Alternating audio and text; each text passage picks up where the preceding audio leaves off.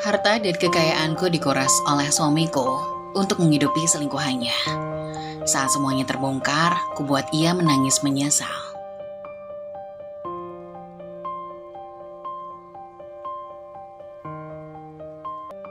Aku tidak pernah membayangkan hidupku bisa seindah ini. Sebagai seorang desainer busana, aku meraih semua yang pernah aku impikan dan lebih. Butikku selalu dipenuhi oleh para pelanggan dari kalangan elit. Setiap kali pintu butik terbuka, itu seakan membuat dunia baru yang penuh dengan kemewahan dan pujian. Semua mata tertuju padaku saat aku memasuki ruangan. Dan setiap desain yang aku buat selalu mendapatkan tempat di hati para pecinta mode. Hidupku sangat berbeda dari yang dulu.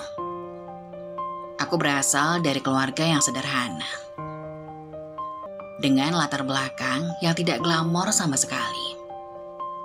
Tapi melalui kerja keras dan dedikasi, aku bisa membuktikan bahwa aku lebih dari sekedar wanita biasa. Setiap langkah yang aku ambil, setiap keputusan yang aku buat, terasa seperti investasi dalam mimpiku. Dan akhirnya, semuanya terbayar dengan lunas. Aku tinggal di sebuah rumah besar yang dikelilingi oleh taman hijau yang rimbun. Tempat yang menjadi pelarian sempurna setelah hari-hari panjang yang penuh kesibukan. Rumah ini bukan hanya tentang luas dan kemewahan, tetapi juga tentang kenyamanan dan keindahan yang tercipta dengan setiap detailnya.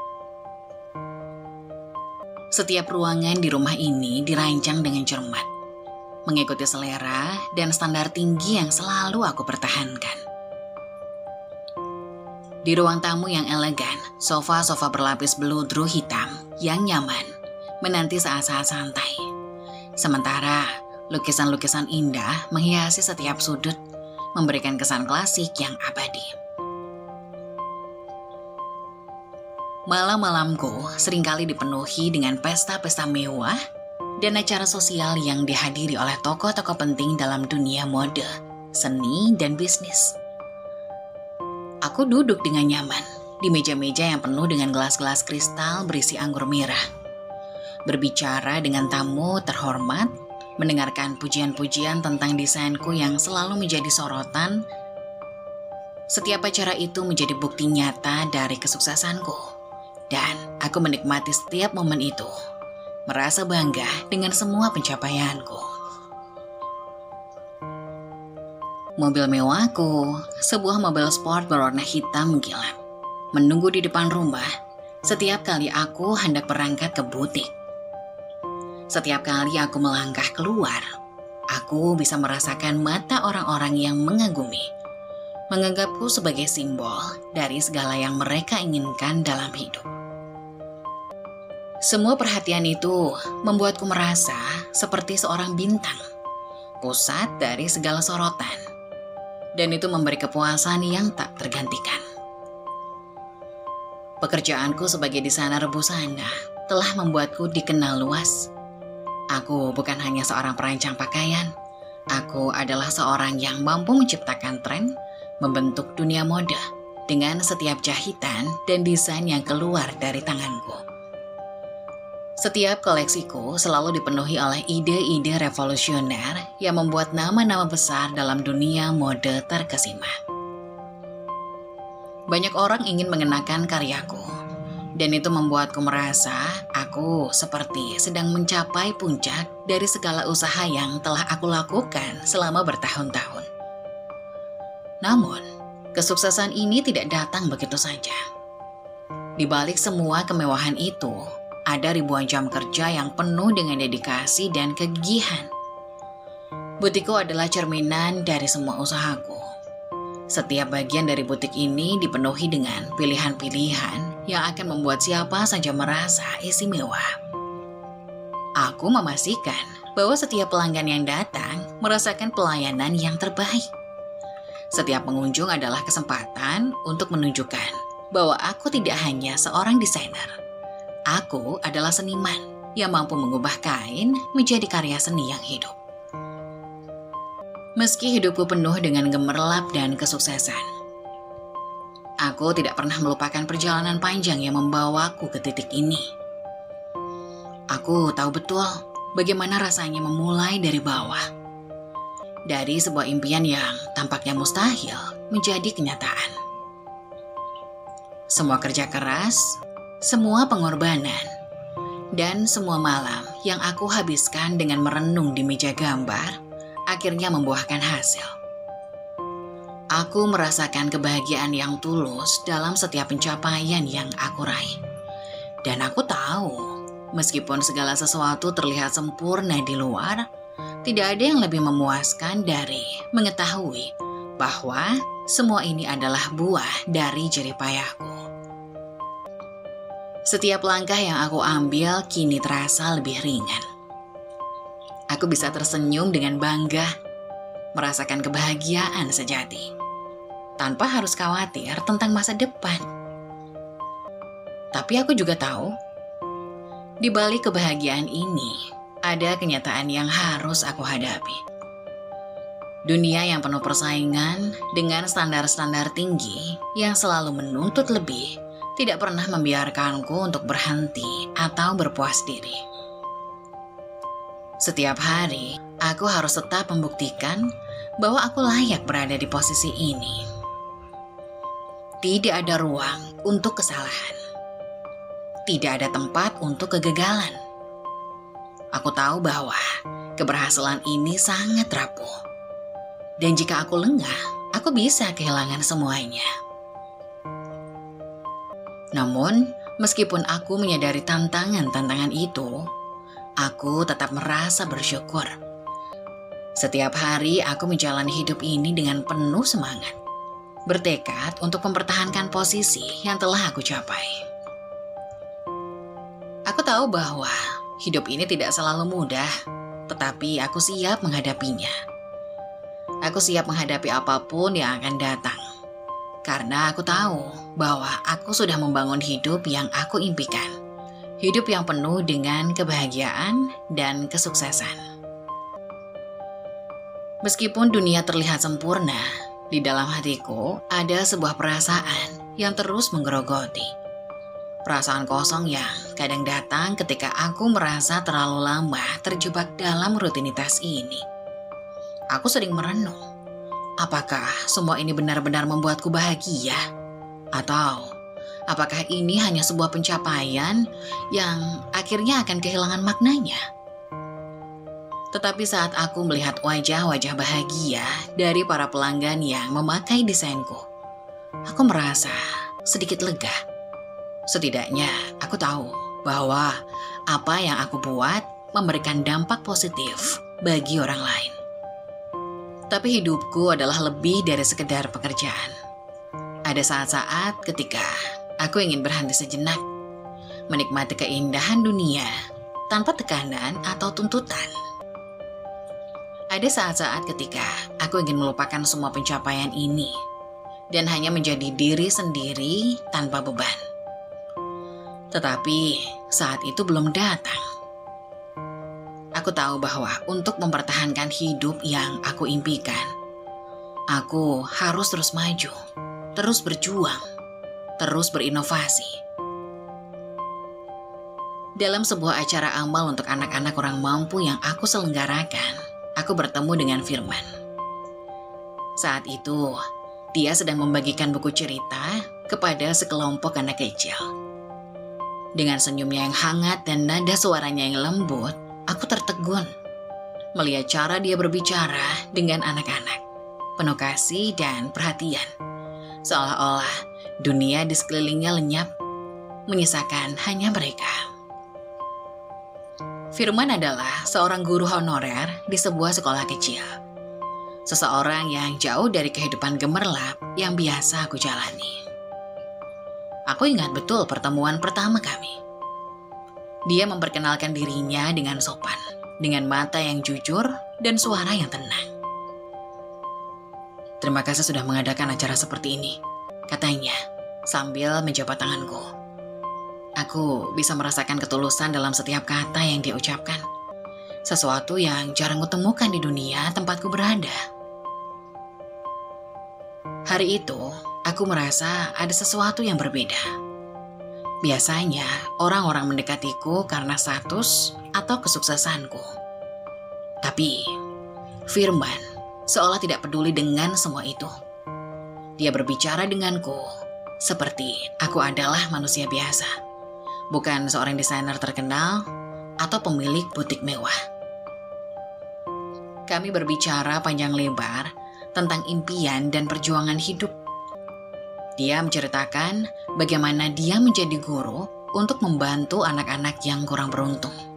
Meskipun gajinya nyaris tidak cukup untuk kebutuhan sehari-hari. "Kenapa kamu melakukannya?" tanyaku penasaran. Dia tersenyum, lalu menjawab dengan lembut, "Karena melihat mereka tersenyum sudah cukup. Hidup bukan tentang seberapa banyak yang kita miliki, tapi seberapa banyak yang bisa kita berikan." Jawabannya menyentuh hatiku. Aku mulai memandang hidupku dengan cara yang berbeda. Selama ini, aku mengejar kesuksesan dan kemewahan. Tapi, Firman mengingatkanku bahwa kebahagiaan tidak selalu datang dari hal-hal besar. Kadang, kebahagiaan terletak pada hal-hal kecil yang tulus. Seiring waktu, aku dan Firman semakin dekat. Dia tidak pernah memperlakukan aku berbeda. Meskipun dia tahu siapa aku dan apa yang telah aku capai. Dia memandangku bukan sebagai seorang desainer terkenal, tapi sebagai seorang wanita yang memiliki hati dan impian. Di sisinya, aku merasa dihargai, bukan karena apa yang aku miliki, tapi karena siapa diriku. Aku tahu dunia kami berbeda. Dia berasal dari kehidupan yang sederhana, sementara aku hidup dalam kemewahan yang selalu menjadi sorotan. Namun, aku juga tahu bahwa perasaan yang tumbuh di antara kami nyata dan tulus. Firman tidak pernah mencoba mengubahku, tetapi dia membantu aku melihat dunia dengan cara yang lebih sederhana dan bermakna. Keputusan untuk menikah dengan Firman bukanlah hal yang mudah. Banyak orang, termasuk teman-teman dan rekan bisnis, mempertanyakan pilihanku. "Dia tidak selevel denganmu," kata salah seorang teman dekatku. "Kamu pantas mendapatkan seseorang yang bisa mendukung gaya hidupmu, bukan seseorang yang harus kamu dukung." Tapi aku tidak peduli. Dalam Firman, aku menemukan kebahagiaan yang selama ini aku cari. Dia memberiku ketenangan yang tidak bisa diberikan oleh kemewahan atau pujian. Bersamanya, aku merasa menjadi diriku sendiri, tanpa topeng atau pretensi. Pernikahan kami sederhana, jauh dari kemewahan yang biasa mengelilingi hidupku. Tidak ada pesta besar atau tamu-tamu penting, hanya keluarga dekat. Beberapa teman dan anak-anak dari sekolah tempat Firman mengajar. Aku mengenakan gaun putih yang aku desain sendiri. Bukan untuk memukau orang lain, tetapi untuk membuat hari itu terasa istimewa bagi kami berdua. Saat kami saling mengucapkan janji di depan altar, aku tahu bahwa aku membuat keputusan yang tepat. Firman mungkin bukan pria dengan kekayaan atau status tinggi, tetapi dia memiliki hati yang besar dan cinta yang tulus, dan itu lebih dari cukup bagiku. Namun pernikahan kami bukan tanpa tantangan. Dunia kami yang berbeda membawa konflik dan tekanan dari luar. Tetapi di saat-saat sulit, Firman selalu ada untuk mengingatkanku mengapa aku memilihnya. "Kita bisa melalui ini bersama," katanya suatu malam ketika aku merasa kewalahan dengan komentar negatif dari orang-orang. "Cinta kita cukup kuat untuk menghadapi apapun." Firman mengajarkanku untuk melihat hidup dengan cara yang lebih sederhana namun penuh makna. Bersamanya aku belajar bahwa kebahagiaan sejati tidak datang dari apa yang kita miliki, tetapi dari siapa yang ada di sisi kita. Meskipun aku telah mencapai banyak hal dalam hidupku, aku merasa bahwa perjalanan dengan Firman adalah pencapaian terbesarku. Tapi kisah kami baru saja dimulai, dan aku tahu bahwa tantangan yang lebih besar mungkin masih menunggu di depan. Aku siap selama memiliki Firman di sisiku. Di awal pernikahan kami, hidup terasa seperti sebuah kisah dongeng. Firman adalah pria yang penuh kasih, selalu memberikan perhatian pada setiap detail kecil dalam hidup kami. Dia sering menyambutku pulang dengan senyuman, memelukku erat, dan mengatakan betapa dia mencintaiku. "Aku beruntung memilikimu," katanya suatu malam saat kami duduk bersama di balkon, menikmati angin sepoi-sepoi. Kata-katanya membuatku percaya bahwa aku telah membuat pilihan yang tepat. Firman adalah pria sederhana, tapi hatinya luas dan hangat. Sebagai seorang desainer busana yang sibuk, aku sering tenggelam dalam pekerjaan. Namun setiap kali pulang, Firman selalu memastikan ada waktu untuk kami berdua. Dia sering membuatkan teh hangat untukku, mendengarkan cerita-ceritaku tentang klien atau proyek baru, dan sesekali memberikan saran sederhana yang mengingatkanku untuk tetap rendah hati. Kami bahkan sempat menikmati bulan madu singkat di sebuah pantai terpencil. Aku memesan villa mewah, sementara Firman terlihat sedikit canggung dengan kemewahan itu. "Aku nggak terbiasa dengan semua ini," katanya sambil tertawa kecil. Tapi aku memastikan bahwa dia bisa merasa nyaman. Aku sering memberinya hadiah, pakaian mahal, jam tangan eksklusif, bahkan tiket liburan ke luar negeri. Aku ingin Firman merasakan hidup yang lebih baik bersamaku. Dia selalu menerima semuanya dengan senyuman, meskipun aku tahu ada sedikit rasa sungkan dalam dirinya. "Kenapa sih kamu memanjakanku seperti ini?" dia bertanya. "Karena kamu adalah suamiku, aku ingin yang terbaik untukmu," jawabku dengan tulus. Namun, di balik semua kemanisan itu, ada perbedaan kecil yang mulai terasa. Firman sering merasa tidak nyaman dengan perhatian yang aku berikan. Dia pernah mengatakan bahwa dia merasa seperti tidak memberi kontribusi apa-apa dalam hubungan kami. "Aku cuma guru honorer yang gajinya bahkan gak cukup buat makan sehari-hari.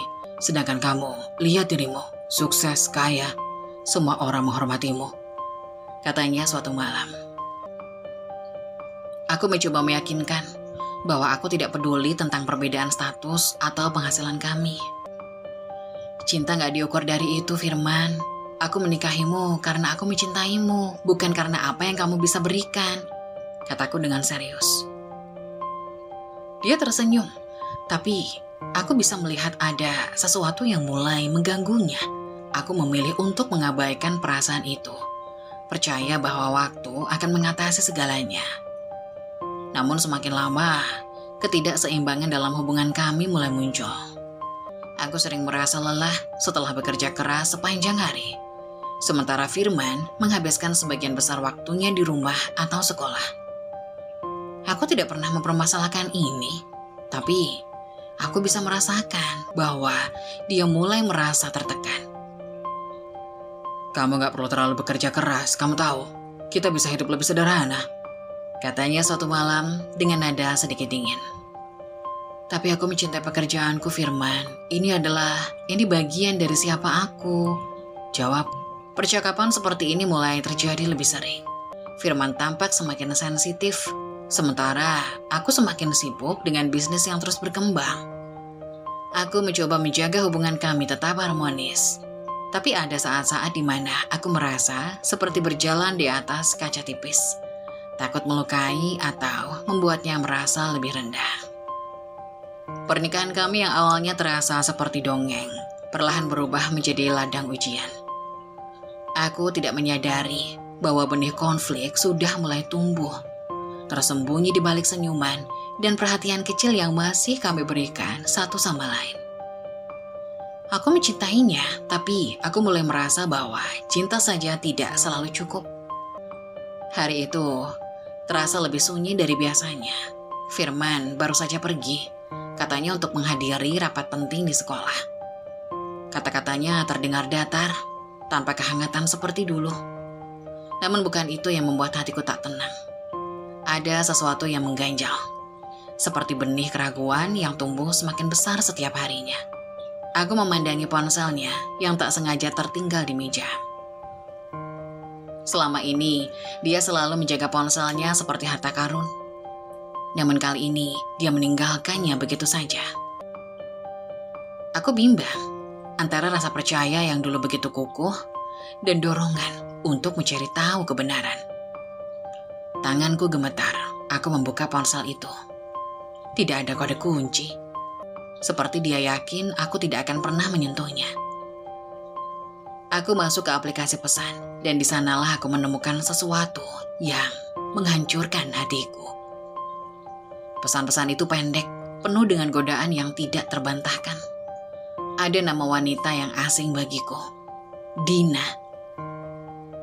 Aku tidak sabar bertemu malam ini, tulis wanita itu. Firman membalas dengan emoji hati, sesuatu yang sudah lama tidak dia kirimkan padaku. Air mataku jatuh tanpa bisa kutahan. Jari-jariku gemetar saat membaca percakapan mereka. Hatiku seperti dihancurkan berkeping-keping. Setiap kata di layar itu seperti luka baru yang semakin dalam, semakin menyakitkan. Aku tidak tahu harus bagaimana. Selama ini aku berusaha mengerti, memaklumi jarangnya dia di rumah. Bahkan ketika dia meminta uang dengan alasan membantu keluarganya, aku memberikan segalanya. Waktuku, cintaku, bahkan harga diriku. Hanya untuk mendapati bahwa aku tidak pernah cukup baginya. Malam itu, aku memutuskan untuk mengikuti Firman. Aku tidak bisa hidup dalam bayang-bayang keraguan lagi. Dengan hati yang berat, aku menyewa taksi dan meminta sopir untuk menjaga jarak saat Firman keluar dari rumah dengan tergesa-gesa.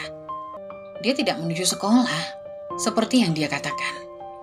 Dia tidak menuju ke sekolah, seperti yang dia katakan. Sebaliknya, dia pergi ke sebuah kafe kecil yang terletak di sudut kota. Lampu-lampu redup dari kafe itu menciptakan suasana romantis yang seolah mengolok-olokku. Aku melihatnya dari kejauhan, duduk di sebuah meja, berbicara dengan wanita yang sama sekali tidak aku kenal. Dina mungkin? Wanita itu cantik, lebih muda dariku, dan terlihat begitu nyaman ada di dekat Firman.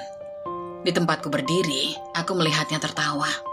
Tawa yang dulu hanya untukku, kini dia bagikan dengan orang lain. Firman mengelurkan tangan menyentuh tangan wanita itu dengan lembut. Sentuhan yang dulu menguatkanku, kini membuatku merasa rapuh. Aku ingin masuk ke dalam kafe, ingin meneriakkan semua rasa sakit yang membakar dadaku. Namun, kakiku terasa berat. Aku hanya berdiri di sana, membiarkan air mataku mengalir tanpa henti. Hidupku seolah berputar dalam bayangan masa lalu. Aku teringat saat kami pertama kali bertemu. Saat dia mengatakan bahwa dia mencintaiku apa adanya. Semua janji yang dia ucapkan, semua impian yang kami bangun bersama, kini terasa seperti kebohongan belaka. Ketika Firman dan wanita itu meninggalkan kafe, aku mengikuti mereka dengan hati yang penuh luka. Mereka menuju sebuah hotel kecil, tempat di mana semua keraguanku akhirnya terjawab. Aku tidak lagi ragu, pengkhianatan itu nyata dan aku adalah korbannya. Aku pulang ke rumah dengan langkah gontai. Rumahku yang dulu menjadi tempat perlindungku, kini terasa dingin dan hampa. Aku masuk ke dalam rumah, duduk di tepi ranjang dan menangis sejadi-jadinya. Aku menangis untuk diriku sendiri, untuk cinta yang kupercayai, untuk mimpi yang kini hancur berkeping-keping. Ketika Firman pulang larut malam, dia tampak terkejut melihatku masih terjaga. Aku menatapnya dengan mata yang sembab, tetapi dia tidak berkata apa-apa. Dia hanya lewat begitu saja, seperti tidak ada apa-apa yang terjadi. Aku ingin bertanya, ingin memintanya penjelaskan. Tetapi aku tahu jawabannya tidak akan mengubah apapun. Dia telah menghancurkan kepercayaanku dan Tidak ada kata-kata yang bisa memperbaiki itu. Malam itu, aku tidur dengan hati yang berat. Sadar bahwa hidupku tidak akan lagi pernah sama. Aku telah kehilangan sesuatu yang tak tergantikan. Cinta yang tulus dan kepercayaan yang telah kuberikan sepenuh hati.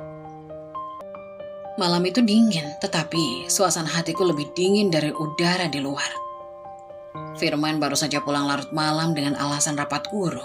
Namun, kali ini aku sudah siap menghadapi kebohongannya.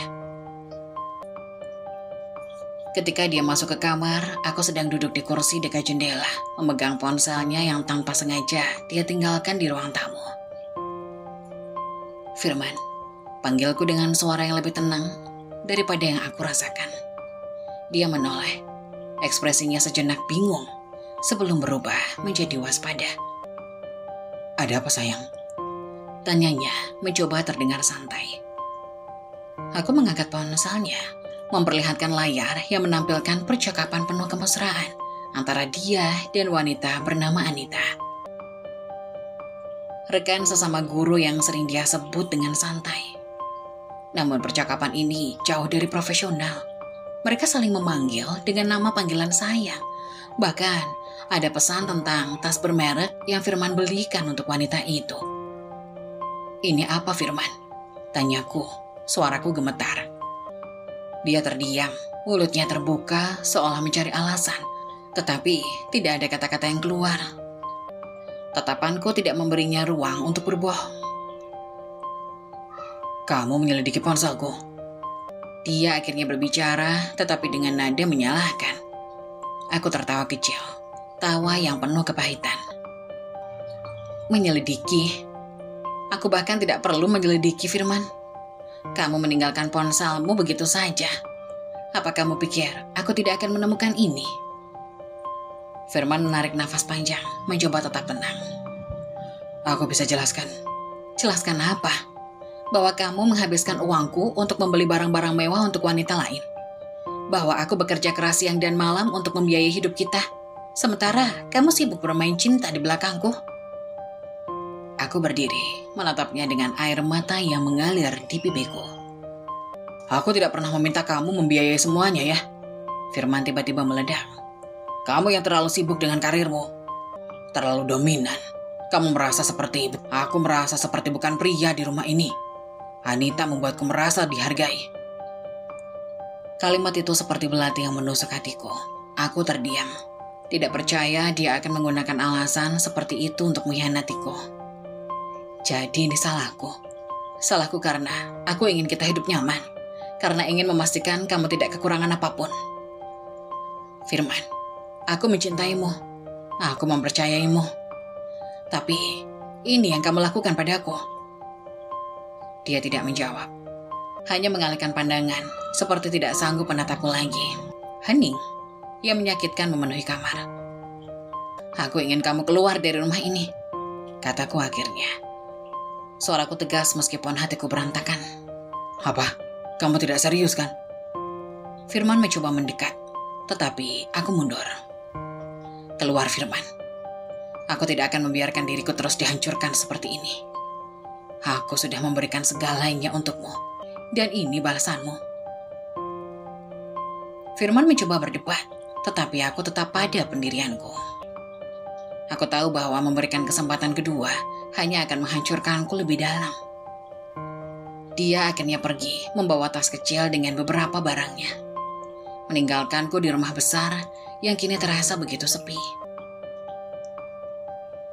Malam itu, aku duduk di ruang tamu, memandangi foto-foto pernikahan kami yang tergantung di dinding.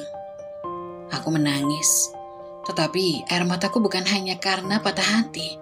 Aku menangis untuk diriku sendiri, untuk waktu yang telah terbuang mencintai pria yang tidak menghargai.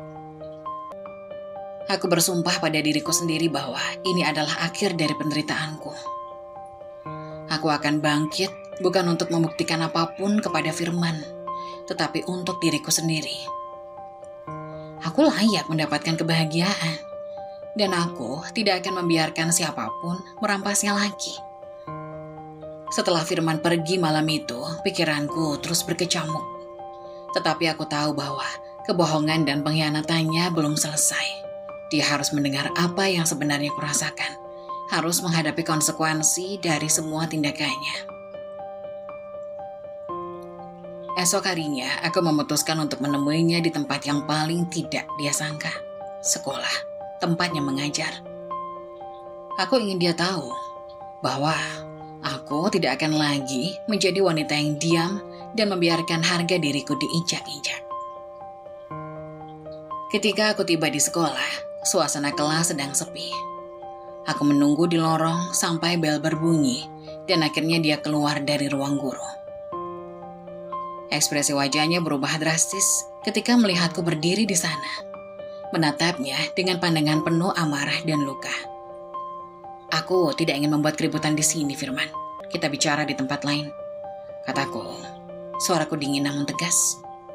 Dia terlihat gugup, tetapi mengikuti langkahku keluar dari gedung sekolah.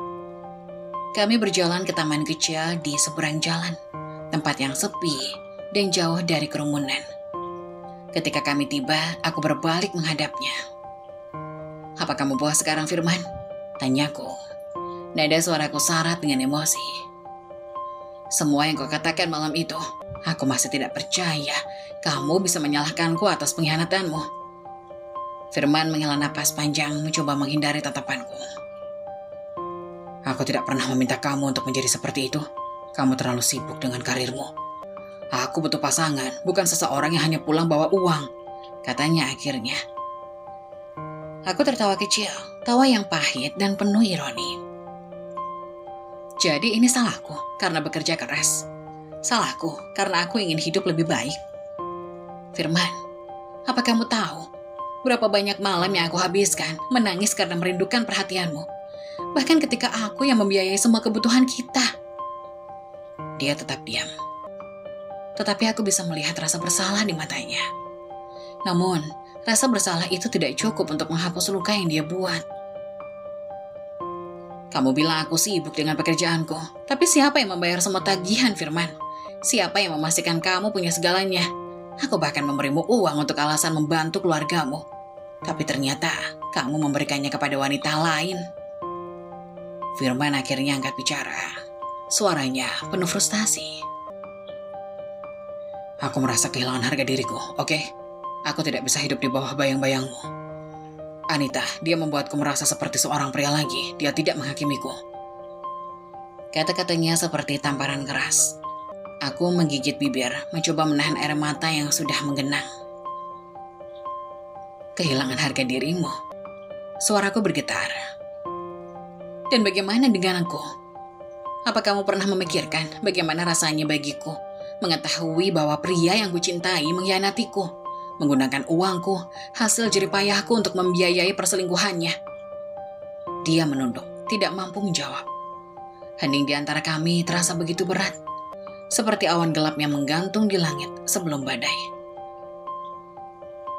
"Aku mencintaimu, Firman," kataku akhirnya, suaraku melemah. "Aku mencintaimu dengan cara yang tidak pernah kamu hargai. Aku memberimu segalanya termasuk hatiku, tapi kamu menghancurkannya tanpa pikir panjang." Aku menghela nafas panjang, berusaha menenangkan diri. "Kamu tahu apa yang paling menyakitkan?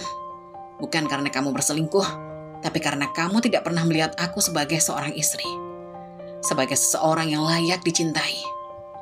Kamu hanya melihatku sebagai sumber kenyamanan, seseorang yang bisa kamu manfaatkan." Firman mengangkat wajahnya, tetapi aku sudah tidak ingin mendengar alasan apapun darinya. "Aku sudah selesai, Firman. Aku selesai mencoba memperbaiki sesuatu yang jelas-jelas. Hanya aku yang berusaha." Dengan langkah tegas, aku meninggalkannya di taman itu. Setiap langkah terasa berat. Tetapi, aku tahu bahwa itu adalah langkah pertama menuju kebebasan. Tidak ada lagi ruang untuk Firman dalam hidupku. Malam itu di rumah, aku membakar semua kenangan tentangnya. Foto-foto, hadiah, bahkan surat-surat yang dulu terasa begitu manis. Aku membiarkan api itu melahap semua jejaknya, membebaskanku dari masa lalu yang menyakitkan. Ini bukan akhir, pikirku. Ini adalah awal baru. Awal di mana aku akan hidup untuk diriku sendiri. Tanpa beban, tanpa rasa sakit. Aku bersumpah bahwa aku akan bangkit lebih kuat, lebih tegar, dan lebih bahagia daripada sebelumnya.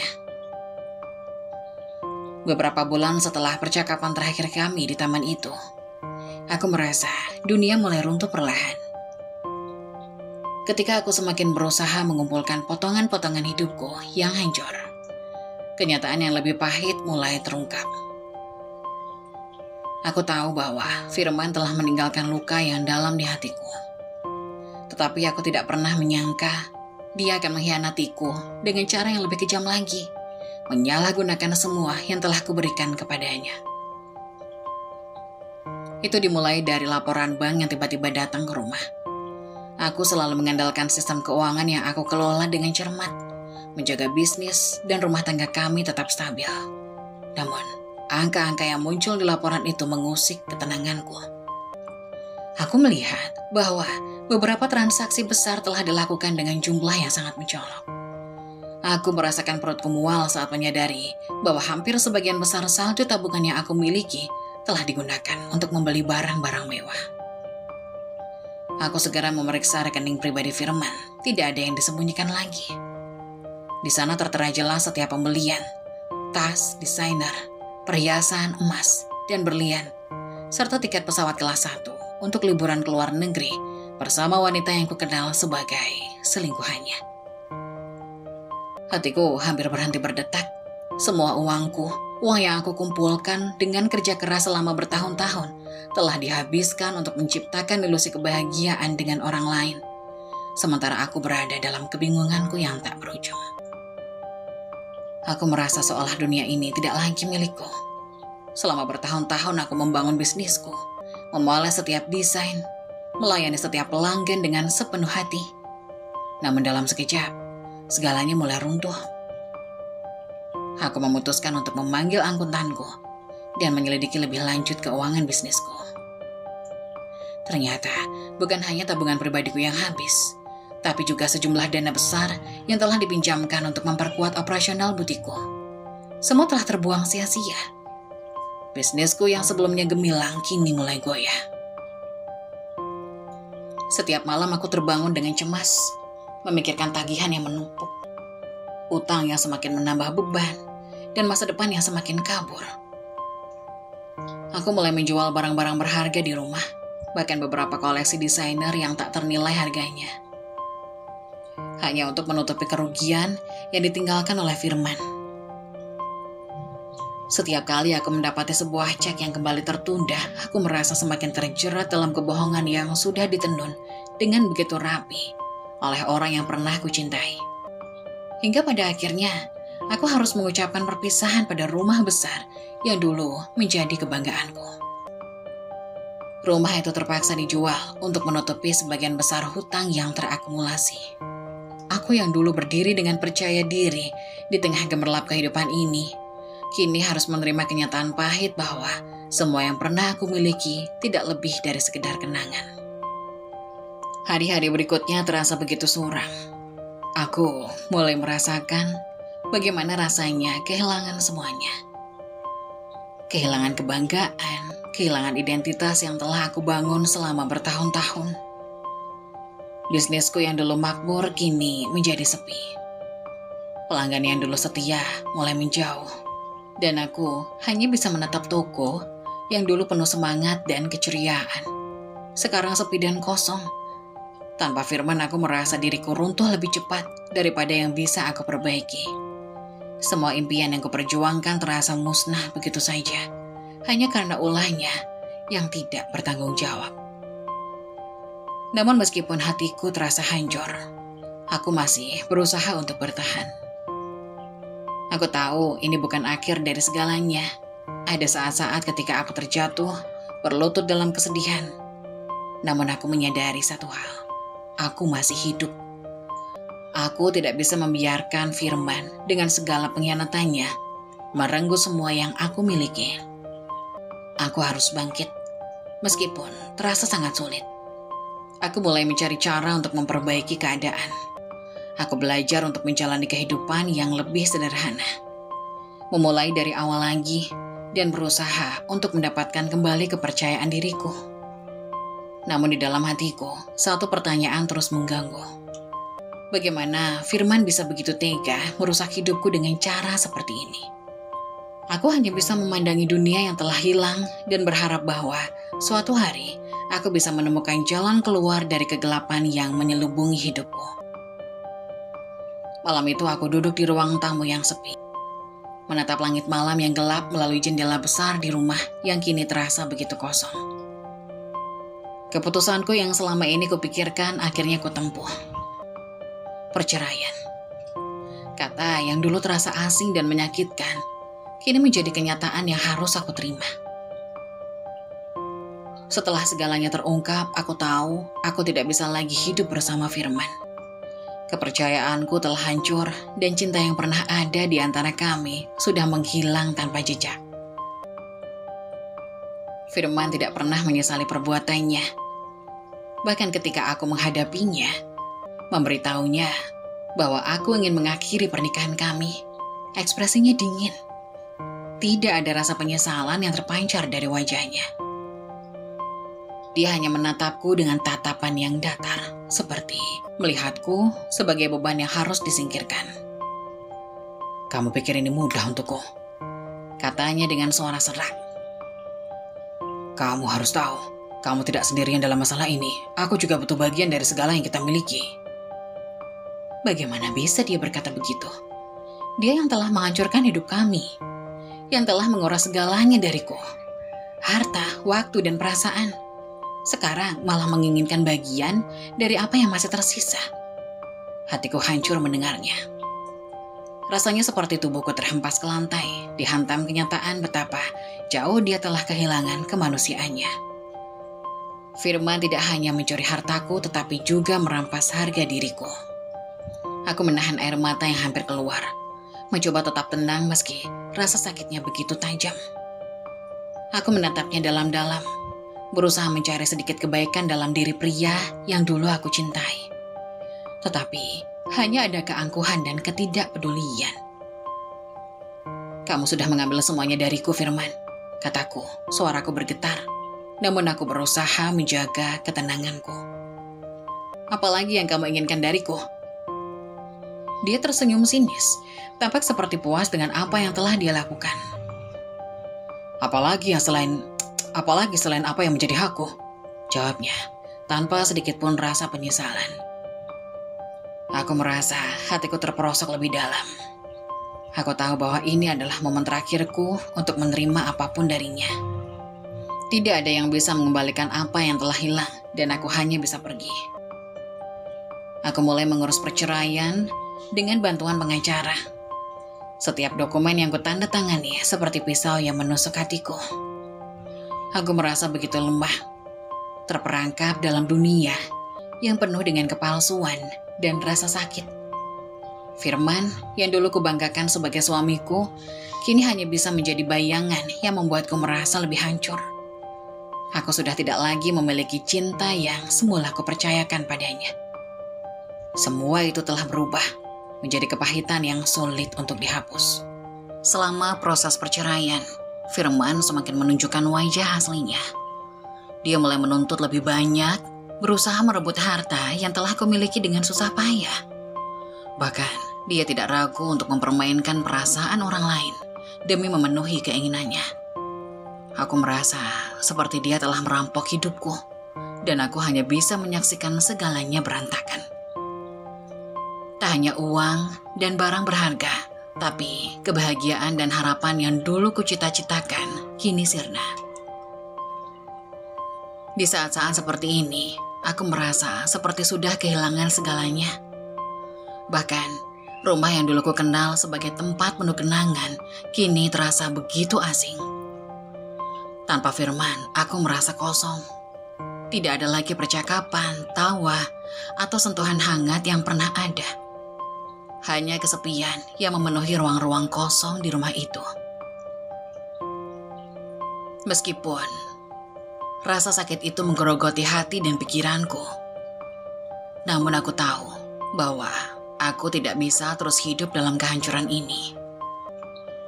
Aku harus menemukan jalan keluar, meski rasanya begitu sulit. Setiap malam aku berbaring, terjaga, memikirkan bagaimana aku bisa melangkah ke depan. Apa yang bisa aku lakukan setelah kehilangan begitu banyak? Tidak ada lagi yang tersisa kecuali diriku sendiri. Aku berjanji pada diriku untuk bangkit kembali. Meskipun itu berarti memulai dari awal. Aku harus melupakan semua kenangan pahit tentang Firman, meski itu adalah hal yang paling sulit. Tidak ada lagi ruang untuk penyesalan atau kesedihan yang tidak membawa perubahan. Aku harus membuktikan bahwa aku bisa lebih dari sekedar wanita yang hancur karena pengkhianatan. Aku akan menemukan kebahagiaanku sendiri, bahkan jika itu harus dilakukan dengan darah, keringat, dan air mata.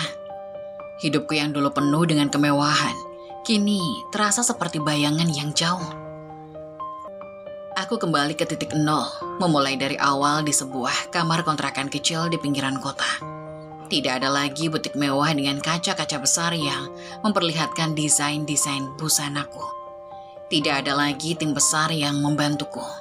Yang ada hanya aku, mesin jahit tua yang kubeli dari uang hasil menjual perhiasan terakhirku, dan secercah harapan yang berusaha aku peluk erat.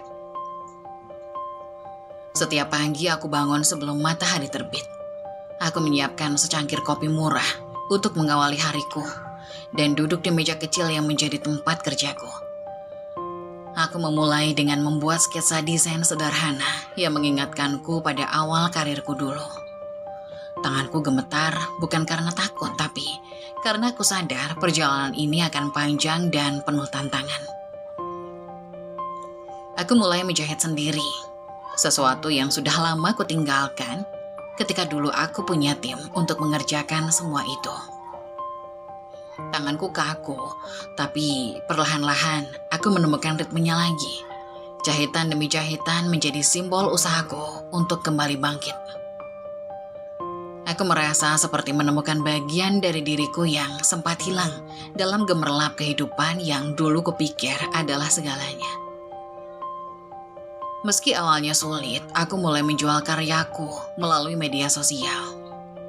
Aku memotret gaun-gaun sederhana itu dengan pencahayaan seadanya di kamarku, lalu mengunggah dengan harapan ada yang tertarik.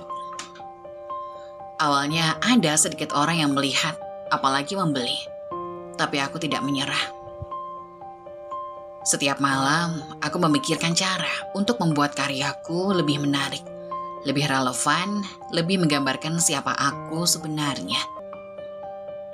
Aku bekerja keras, kadang sampai larut malam, kadang sampai jariku terluka karena terlalu sering memegang jarum dan benang.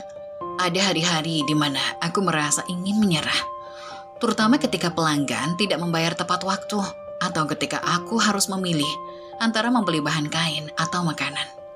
Namun aku harus terus mengingatkan diriku bahwa aku pernah berhasil sebelumnya dan aku bisa melakukannya lagi. Satu momen yang tidak pernah kulupakan adalah ketika seorang pelanggan dari luar kota memesan sebuah gaun untuk acara pernikahannya. Dia mengatakan bahwa dia menemukan desainku di media sosial dan merasa itu sempurna untuknya. Aku mengerjakan gaun itu dengan penuh cinta, seolah-olah aku sedang menciptakan karya seni. Ketika dia mengirimkan fotonya memakai gaun itu di hari pernikahannya, aku menangis. Itu adalah bukti bahwa apa yang kulakukan berarti, meski hanya untuk satu orang. Dari satu pelanggan, menjadi 2, lalu 3, dan akhirnya aku mulai mendapatkan lebih banyak pesanan.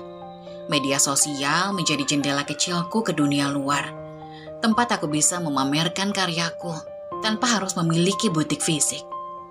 Setiap komentar positif, setiap testimoni menjadi bahan bakar untuk semangatku. Aku mulai merasa bahwa aku punya kesempatan untuk bangkit kembali, meskipun jalannya masih panjang. Di tengah perjuangan ini, aku menemukan kekuatan yang tidak pernah kusadari ada dalam diriku. Aku tidak lagi menjadi wanita yang hancur oleh pengkhianatan atau kehilangan. Aku adalah seorang wanita yang berjuang, yang belajar dari setiap kesalahan, dan yang tidak takut untuk memulai dari awal. Aku tahu bahwa perjalanan ini tidak hanya tentang mencari kembali kesuksesan materi, tetapi juga tentang menemukan kembali siapa diriku sebenarnya. Aku belajar untuk menghargai hal-hal kecil, seperti rasa bangga saat menyelesaikan sebuah gaun, atau kebahagiaan sederhana ketika seorang pelanggan mengucapkan terima kasih. Aku menyadari bahwa kebahagiaan tidak selalu berasal dari gemerlap dunia, tetapi dari kepuasan saat tahu bahwa aku telah memberikan yang terbaik dari diriku.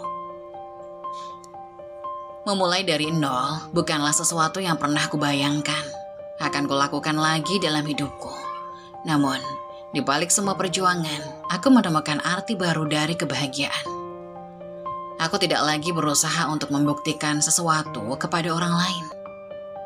Aku hanya ingin menjadi diriku sendiri, menjalani hidup dengan caraku, dan menciptakan kebahagiaan yang sejati. Waktu terus berlalu, dan setahun setelah aku memulai kembali dari nol, usahaku mulai menunjukkan hasil. Desain-desainku mulai menarik perhatian lebih banyak orang. Bukan hanya di media sosial, tetapi juga melalui rekomendasi dari mulut ke mulut. Pelanggan-pelanggan setia mulai kembali dan yang baru berdatangan, tertarik dengan karya-karya sederhana namun penuh karakter yang kutawarkan. Aku menyadari bahwa kerja keras tidak pernah mengkhianati. Titik balik besar terjadi ketika seorang influencer terkenal memesan sebuah gaun untuk acara penghargaan. Dia mengunggah foto mengenakan gaun itu, memuji desain dan kualitasnya. Dalam semalam, aku mendapat ratusan pesan dari calon pelanggan yang ingin memesan karyaku. Akun media sosialku meledak dengan komentar dan dukungan. Dan aku tahu ini adalah awal dari sesuatu yang lebih besar. Aku mulai menerima lebih banyak pesanan daripada yang bisa kukerjakan sendiri. Dengan tabungan kecil yang kupunya, aku mempekerjakan 2 penjahit untuk membantuku. Kami bekerja siang dan malam, seringkali di ruang sempit kontrakanku untuk memenuhi permintaan yang terus bertambah. Meski lelah, ada kebahagiaan yang kurasakan saat melihat usaha kecil ini perlahan tumbuh menjadi sesuatu yang lebih besar. 3 tahun kemudian, akhirnya aku memiliki cukup dana untuk membuka butik baru. Kali ini, butiknya tidak hanya besar tetapi juga mencerminkan siapa aku sebenarnya. Seorang yang bangkit dari keterpurukan dan menemukan kekuatan melalui seni. Aku memilih lokasi strategis di pusat kota dengan konsep modern dan ramah lingkungan. Sesuatu yang selalu ingin kewujudkan sejak dulu. Grand opening butik itu adalah momen yang tak terlupakan. Para tamu undangan terdiri dari pelanggan setia, teman-teman baru yang kudapatkan selama perjalanan ini, dan bahkan beberapa tokoh ternama di dunia mode. Saat aku berdiri di depan butik dengan papan nama besar yang menampilkan namaku, aku merasa seperti hidup kembali. Aku telah melalui neraka, tapi kini aku berdiri di puncak dengan kepala tegak. Kesuksesan kali ini terasa berbeda. Ini bukan lagi tentang kemewahan atau pengakuan, tetapi tentang perjalanan dan pelajaran yang kubawa bersamanya. Aku tidak hanya menjadi desainer busana yang sukses, tetapi juga seseorang yang memahami arti sejati dari kegigihan, keberanian, dan penghargaan terhadap diri sendiri. Aku tidak melupakan masa lalu, terutama pelajaran pahit yang Firman dan kegagalanku sebelumnya ajarkan. Aku sering berpikir, jika bukan karena pengkhianatan itu, mungkin aku tidak akan menemukan kekuatan ini dalam diriku. Aku kini lebih berhati-hati dalam mengelola bisnis dan lebih selektif dalam mempercayai orang. Tidak ada lagi ruang untuk naivitas, hanya ada tekad dan kebijaksanaan yang memandu langkahku. Tawaran untuk bekerja sama dengan merek-merek besar mulai berdatangan. Aku juga diundang untuk menjadi pembicara di seminar bisnis, berbagi kisah perjalananku. Banyak yang terinspirasi oleh bagaimana aku bangkit dari kehancuran, dan aku merasa bahwa ini adalah salah satu cara untuk memberikan kembali kepada dunia. Namun yang paling memuaskan adalah melihat bagaimana aku telah berubah. Aku tidak lagi takut kehilangan atau kegagalan, karena aku tahu aku mampu bangkit lagi. Aku belajar bahwa kebahagiaan sejati tidak datang dari pencapaian materi atau pengakuan orang lain, tetapi dari keberanian untuk menjadi diriku sendiri, menghadapi setiap tantangan dengan kepala tegak dan mencintai proses hidup. Suatu hari, aku berdiri di dalam butikku, mengamati para pelanggan yang sibuk memilih pakaian. Para staf yang bekerja dengan antusias, dan desainer-desainer muda yang kini menjadi bagian dari timku. Aku tersenyum, menyadari bahwa semuanya adalah hasil dari keberanian untuk memulai lagi dari awal dan kepercayaan pada diriku sendiri. Aku memiliki segalanya kembali, bukan dalam arti material, tetapi dalam arti yang lebih dalam. Aku memiliki kedamaian, kebahagiaan, dan kekuatan yang tidak pernah kukira ada dalam diriku. Hari itu, aku diundang ke sebuah acara gala bisnis yang dihadiri oleh para pengusaha dan tokoh terkenal.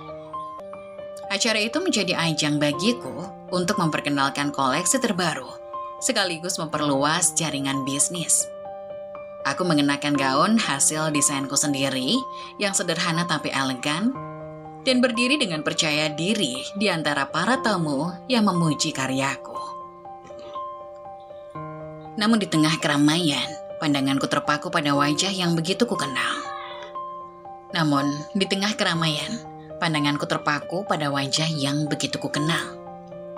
Firman. Dia berdiri di sudut ruangan. Tampak jauh berbeda dari pria yang dulu meninggalkanku dalam kehancuran. Wajahnya yang dulu selalu penuh senyum, kini terlihat lelah dan kusam. Pakaiannya yang dikenakan tidak lagi mencerminkan seorang pria sukses, melainkan seseorang yang berusaha keras untuk terlihat lebih layak. Di sebelahnya, seorang wanita berdiri. Selingkuhannya, dia juga tampak lusuh, dengan pakaian yang tidak lagi berkilau, seperti masa-masa mereka menghancurkanku. Mereka tampaknya menyadari kehadiranku. Firman melihat ke arahku, wajahnya berubah seketika. Aku tidak bisa memastikan apa itu ekspresi terkejut, malu, atau bahkan takut. Dengan ragu, dia mendekatiku, meninggalkan selingkuhannya yang tampak canggung di belakang. "Aku bodoh telah menyanyiakanmu," kata Firman. Suaranya pelan dan penuh penyesalan. "Aku tidak tahu bagaimana kamu bisa memaafkanku setelah semua yang aku lakukan." Aku memandangnya dengan tatapan dingin, berusaha menahan emosi yang bergejolak dalam diriku. Seluruh kenangan pahit itu muncul kembali. Penghinaan, pengkhianatan, dan rasa sakit yang dia tinggalkan.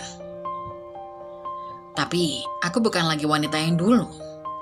Aku bukan lagi seseorang yang akan menangis karena ulahnya. Aku tersenyum kecil, dingin, dan berkata, "Kamu tidak perlu tahu, Firman, karena aku tidak akan pernah memaafkanmu." Wajahnya berubah menjadi suram, tapi aku tidak berhenti di situ.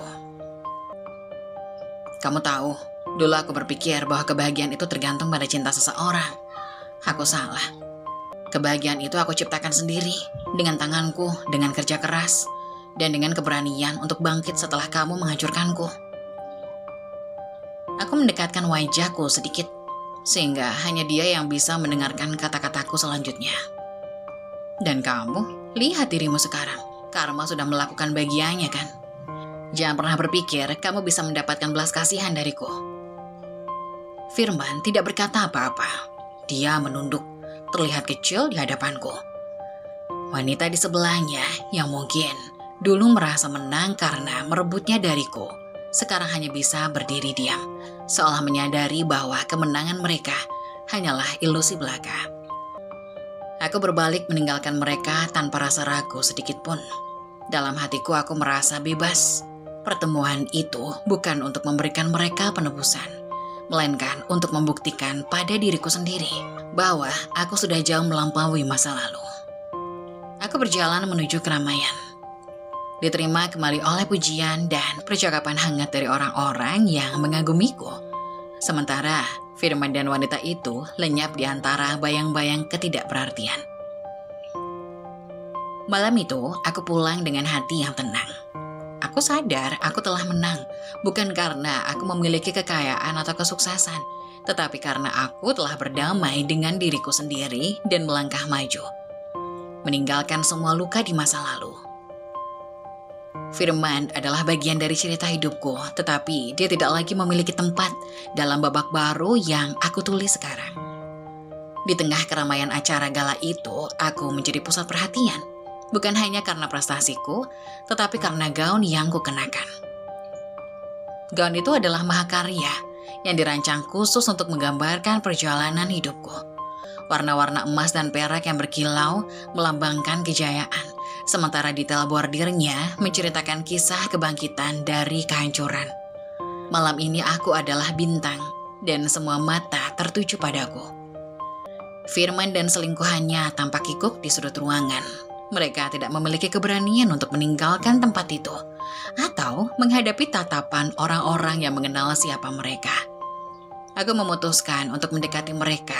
Langkahku mantap penuh percaya diri. Firman, panggilku dengan nada yang lembut namun menusuk. Dia menunggak. Wajahnya memerah karena malu.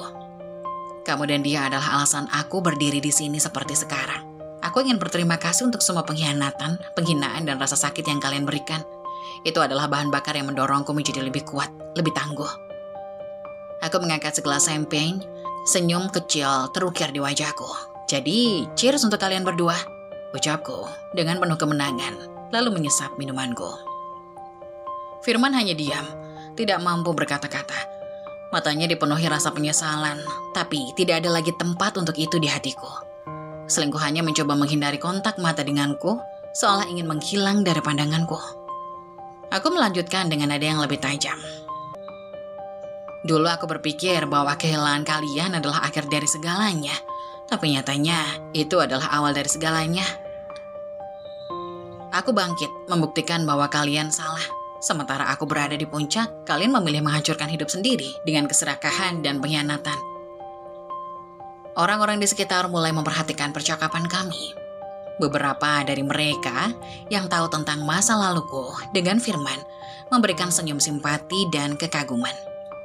Firman tampak semakin kecil, sementara aku berdiri tegak, menikmati momen pembalasan dendam yang manis ini.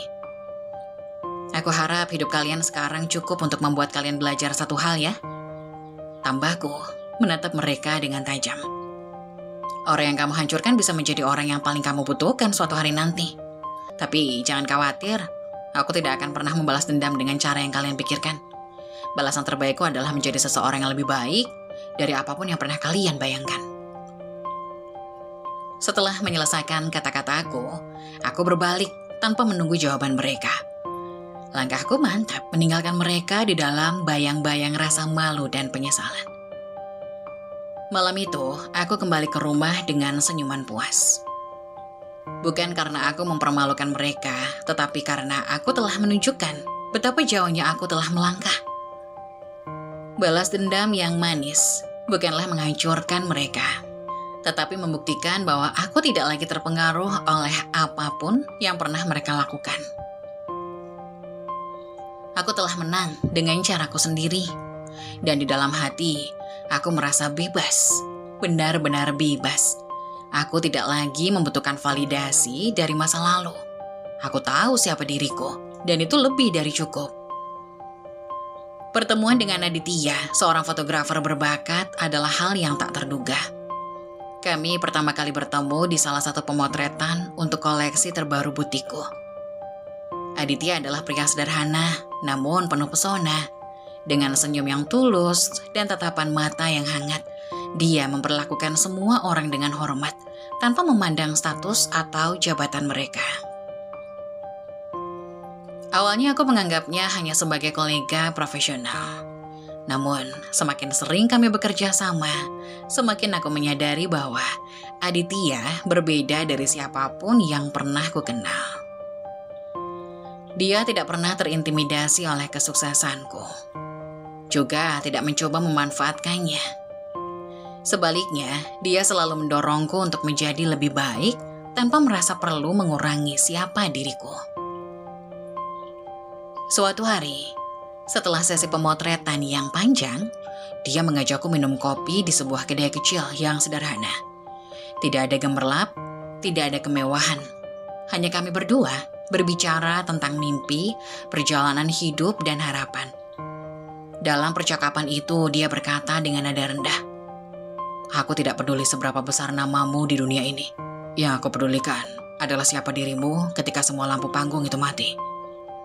Kata-katanya mengguncangku. Aku merasa dia benar-benar melihatku, bukan sebagai desainer terkenal, tetapi sebagai wanita yang pernah hancur dan bangkit lagi.